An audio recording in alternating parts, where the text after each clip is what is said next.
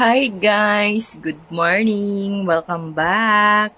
So for today's video ay Monday, July 29th, first day of school ng aking panganay. Kaya naman maaga ako nagising at nagluto ng ulam na fried chicken na minarinate ko kagabi.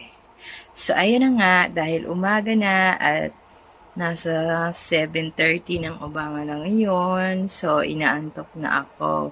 Nag-alarm ako ng 4 a.m. Kaya matutulog muna ako, guys. Yun lang. For today's video.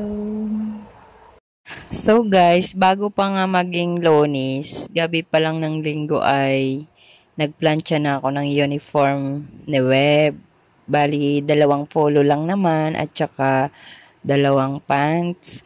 So, sabi ko ako na yung magpa-plancha kasi gusto ko kasi ako muna sa bagong pasukan ang magkikilos. Kasi marunong naman na talaga yan magplantsa ng polo niya at saka pantalon at gigising ng maaga para magsaing or anong gusto niya ilutong ulam. Kayang-kaya na niya yun. So, sabi ko dahil unang pasukan, pwede ako naman muna.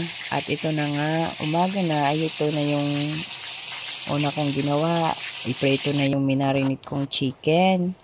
So, at ayan na nga ang looks niya. Looks so yummy, guys. Tapos, dahil maliwanag na sa sala, nagising na rin si Queen.